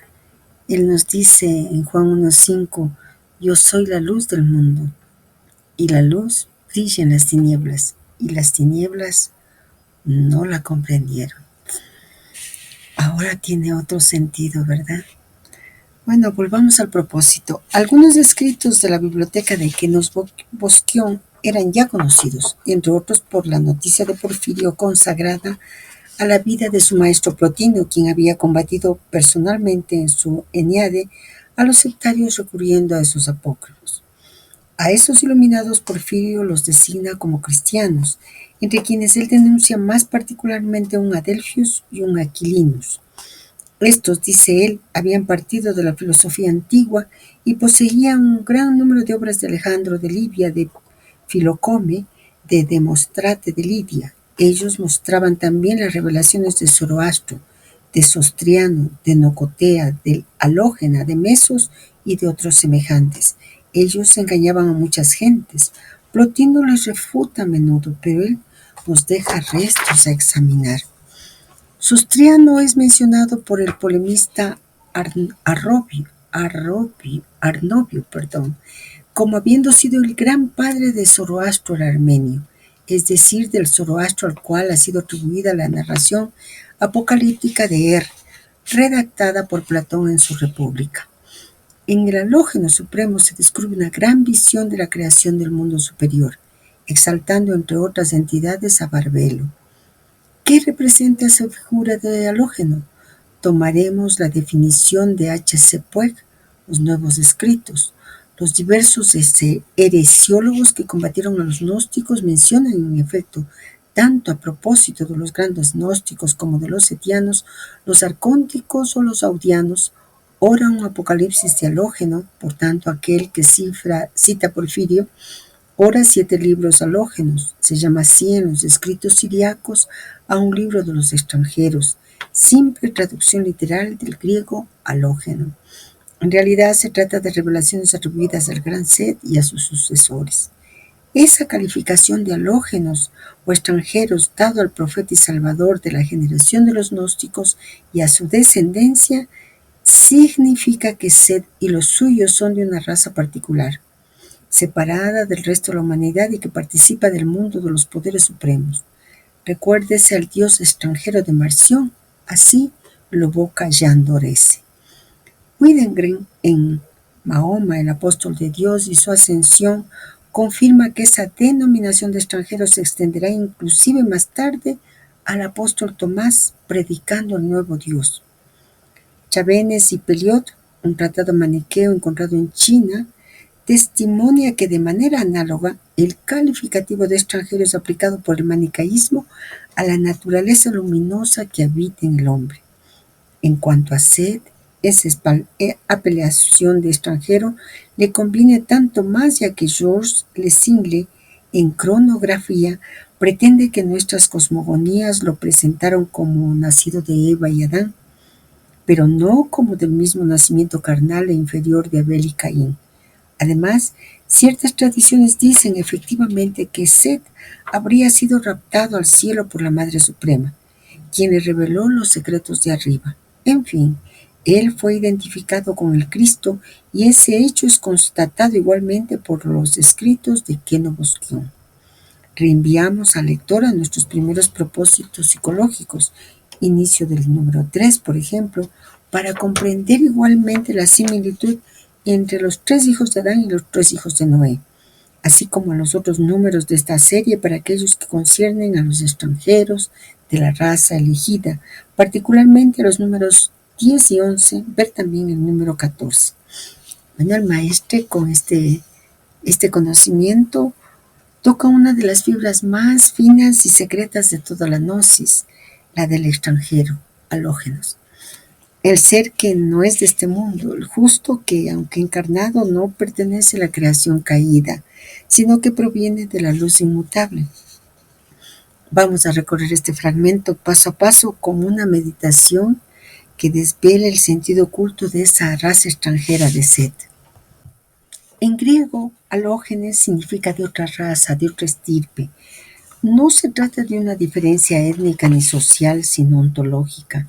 El gnóstico verdadero es un hijo del otro mundo, un alma que recuerda haber descendido desde la luz y que aunque camina en la tierra no tiene patria en ella. Por eso los textos setianos llaman halógenos al profeta revelador, porque habla con voz extranjera, no conforme a los arcontes del cosmos, sino a la Madre Suprema, a la Sofía que lo arrebató al cielo. Tú eres extranjero al mundo, porque tu raíz está en la inmortalidad, se dice en el Apocalipsis de Adán. Así, el extranjero es aquel que no se confunde con la historia, que vive en el mundo pero no es del mundo, como nos dice Juan en 17:14. El halógenos no es un exiliado, es un enviado. El maestro nos recuerda que Set no tiene el mismo nacimiento que Caín y Abel. Esto alude a una idea clave del gnosticismo, que existen dos humanidades, y según Valentín, tres, una psíquica y otra neumática. Set pertenece a la neumática, a la raza del espíritu. Su semilla se conserva en el hombre como la chispa divina que no puede corromperse. Por eso, cuando los textos dicen que fue raptado al cielo por la Madre Suprema, hablan del retorno del alma al pleroma, no de un evento histórico. Set fue llevado al lugar de los vivientes y desde allí envía a sus hijos a despertar a los dormidos. El libro secreto de Juan. Así, el maestro nos transmite que Set es el arquetipo del justo interior. El hombre que recuerda su origen, su raza, no se mide por sangre, sino por memoria de la luz. El maestro nos pide y nos dice que debemos comprender la analogía entre los 3 hijos de Adán, Caín, Abel, Set, y los 3 hijos de Noé, Cam, Jafet, Sem. Esta triada es, en clave iniciática, una escala del alma, la visión de que el extranjero se relaciona con la raza elegida. Y esos extranjeros de la raza elegida son aquellos en quienes predomina el principio setiano. no porque pertenezcan a un pueblo histórico, sino porque su conciencia vibra desde el mundo superior. Por eso los gnósticos decimos, somos los hijos de Set, los que no pertenecen a este Eón, y también el mundo nos considera extranjeros, pero nosotros sabemos de dónde venimos. Evangelio de la... Como dijimos antes cuando estudiábamos la Gnosis de Valentín, no se trata de sentirnos los elegidos, se trata de ver ese camino que nuestra propia alma ha seguido. Caín, Cam, la materia, el impulso ciego, el yo instintivo que todos tenemos y todos hemos vivido. Abel, Jafet, el alma emocional, el sacrificio, pero aún pasivo. Y Setsem, el espíritu, la conciencia humana, el justo. Por lo tanto, ese trabajo del alma que se va cumpliendo, que nos va permitiendo recordar, recuperar esto que nos dice la gnosis, que el Set fue identificado con el Cristo. Y, esta equivalencia es central para los gnósticos. Para nosotros, por tanto, el Cristo no es solo Jesús histórico, sino la plenitud del principio setiano, el halógeno supremo, el hombre de luz que desciende a liberar a los suyos. Así Cristo dice en el Evangelio de Tomás, ese Evangelio apócrifo, yo soy la luz que está sobre todos. Yo soy el todo, de mí el todo ha salido y hacia mí el todo retorna. El Cristo setiano es el extranjero perfecto, aquel que descendiendo en compasión recuerda a las almas su origen extranjero, su ciudadanía en la luz. De ahí que el maestre insista a través de muchos de los textos gnósticos en meditar sobre los extranjeros en la raza elegida, que lo ha aumentado en varios propósitos como él mismo menciona. No son otros, sino nosotros mismos, en la medida en que despertamos del sueño del mundo. Podemos preguntarnos, ¿elegidos para qué? Para despertar y recuperar la memoria de nuestro origen divino. Y eso es posible para toda la humanidad. Por lo tanto, cuidado, vayamos a trabajar con el ego de sentirnos elegidos, porque de eso no se trata. Volvamos al propósito. La hipóstasis de los arcontes relata que no es contra la carne ni la sangre que el ser humano debe luchar, sino contra los poderes del cosmos. Citas hechas también en la Biblia en el capítulo 6, versículo 12 de la epístola a los Efesios. Y aquí una nota. Porque no tenemos lucha contra sangre y carne, sino contra principados, contra potestades, contra los gobernadores de las tinieblas de este siglo, contra huestes espirituales de maldad en las regiones celestes. En fin, ese texto comenta también la formación del primer hombre. Cuando Adán fue animado, los poderes, los arcontes, reunieron bestias y pájaros para que Adán les dé nombres. La Biblia igualmente relata eso en su segundo capítulo, versículo 19 del Génesis. Jehová Dios formó pues de la tierra toda bestia del campo y toda ave de los cielos, y los trajo a Adán para que viese cómo los había de llamar, y todo lo que Adán llamó a los animales vivientes, ese es su nombre. Después ellos lo pusieron en el paraíso, prescribiéndole no comer del árbol de la vida. Todos los textos cosmogónicos hacen siempre amplia mención a los árboles. Recordemos que la palabra griega ule tiene en su primer sentido la significación de madera, que tiene como derivado directo el árbol, y por expansión la materia. Digamos aún que los chinos consideran, además de los 4 elementos de la física tradicional, tierra, agua, fuego, aire, un quinto que es precisamente la madera, como ya se ha explicado en nuestra obra Yogismo. Entonces el primer hombre, de material ílico que era, se convirtió en animado, psíquico. Eva, por su parte, es espíritu neumático y es ella quien por ese hecho le da vida. Es por eso por lo que cuando el hombre ve a Eva cerca de él, la nombra madre de los vivientes. Pero los mismos arcontes al ver a Eva son deslumbrados, enamorándose de ella. Venid y echemos en ella nuestra simiente. Ellos le persiguen, pero ella se burla de su estupidez. Entonces viene el hijo del demiurgo, la serpiente, que sugiere a la mujer probar del árbol de la vida. Después del nacimiento de Caín y de Abel, engendrados normalmente por Adán y Eva, y después del asesinato de Abel por su hermano Caín, el nacimiento de Set es pasado casi en silencio en los textos gnósticos, tanto como en los escritos bíblicos, y, muy naturalmente, viene la cuestión planteada tan a menudo por todos los investigadores sin dogmas particulares. ¿De dónde viene entonces a la humanidad? ¿Caín ha fecundado a su madre Eva? ¿Sería más bien Set quien habría conocido sexualmente a Eva? ¿No podría tratarse de Adán teniendo relaciones sexuales con otra mujer que con Eva? ¿Quién es exactamente la hombreza Lilith? ¿Una criatura preexistente, la primera mujer perfeccionada Eva, una hembra de animal superior? ¿O bien nos encontramos en presencia del primer acto de sucubato bien materializado?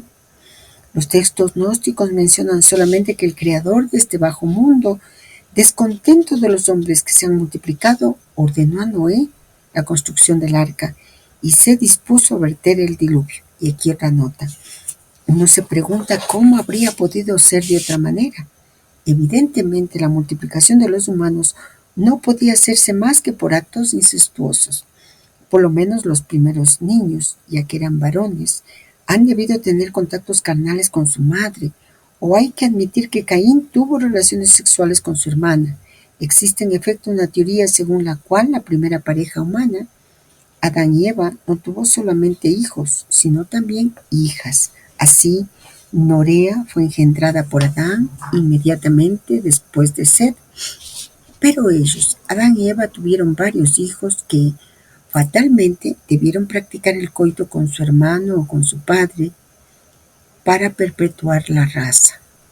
Y cierra la nota. Ese episodio ocurre sobre la mística montaña de Seir. La identificación de esta es propuesta por Herzfeld en Historia Arqueológica de Irán. Las múltiples tradiciones relativas tanto a la caverna de Adán como a los magos dicen que la tierra de Sir o Seir está más allá del mundo habitado, hacia el oriente, cerca del Gran Océano. Es ahí donde se encuentra la montaña de las Victorias o Monte del Señor. Ya el Avesta conoce esa tradición. Es a ella, pues, y no al Seir del país de Edom, Génesis 36, que designa aquí el término de montaña de Seir. Ahí se encontraría la caverna donde Adán colocó los tesoros que los magos más tarde debían llevar a Belén, y donde él y sus sucesores fueron enterrados. Diversas identificaciones de ese lugar sagrado han sido propuestos. Quizás se trata del Kou y Waja, que se levantó en los bordes del lago Amón al este de Irán. Se ven aún las ruinas de un palacio que se remonta a la época del rey Gondopar, de quien las tradiciones han hecho el mago Gaspar. Un peregrinaje anual marca aún el carácter sagrado de ese lugar. Moneret de Villiers critica esa teoría en sus leyendas orientales sobre los magos evangélicos y propone reconocer la montaña santa en el monte Sabalán, la más alta cima del Azerbaiyán, la cual haría del mar Caspio el océano oriental. Otras numerosas obras deberían ser consultadas con más detalle, como por ejemplo algunos de los apócrifos gnósticos que conservan en griego la literatura mágica y astrológica, que podría identificarse entonces con textos coptos anónimos. El libro de Salomón es sin duda la epístola de Salomón a su hijo Roboam, que señalada primeramente en su Poimares por Reitzenstein, ha sido dictada por Eg en el catálogo de los manuscritos astrológicos griegos. Según el autor, este texto habría sido compuesto en Egipto hacia el siglo I antes de Jesús el Cristo.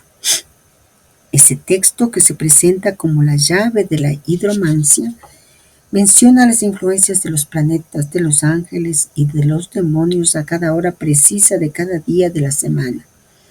Agrega a esa lista plegarias a los planetas y a los ángeles y da en fin la indicación de los caracteres a grabar sobre las piedras simbólicas y las plantas que conviene asociar. Existe un opúsculo citado por Festugiere sobre el origen de la astrología según la cual Set y después Enoc habrían grabado sus revelaciones en hebreo sobre tablas de piedra. El libro de los arcángeles de Moisés, el profeta, es aún más célebre en esa literatura astrológica.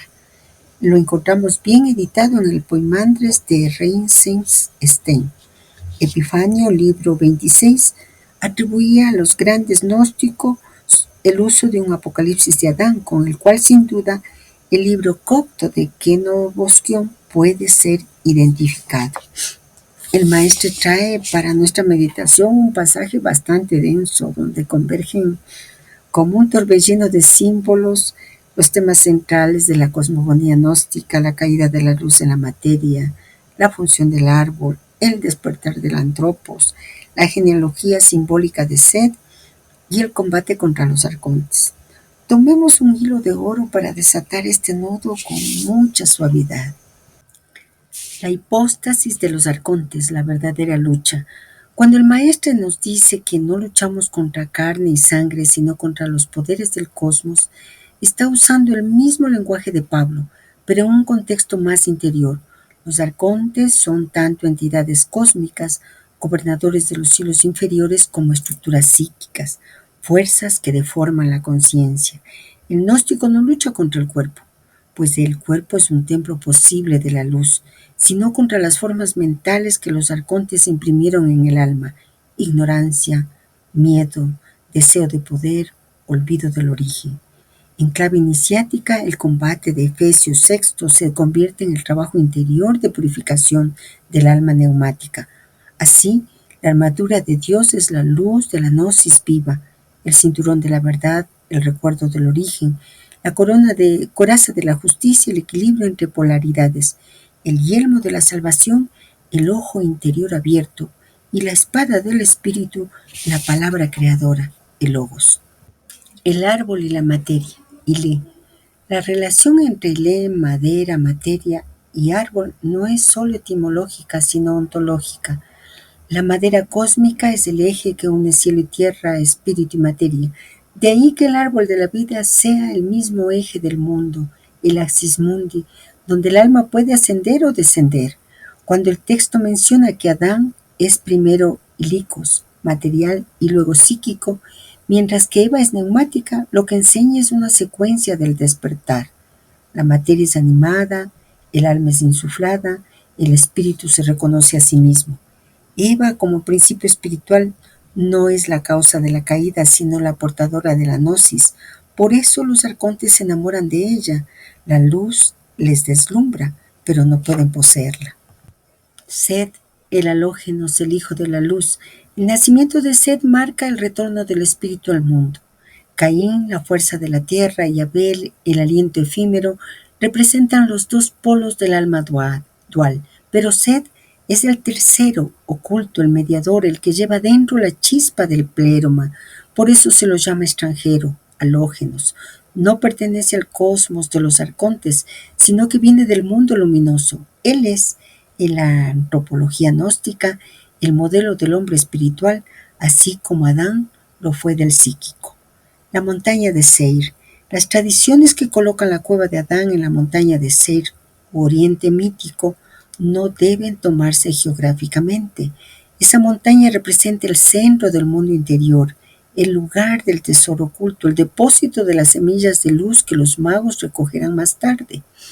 Cuando los gnósticos sitúan allí la caverna de Adán, lo que señalan es que la humanidad guarda en lo más profundo del inconsciente colectivo las reliquias del conocimiento primordial.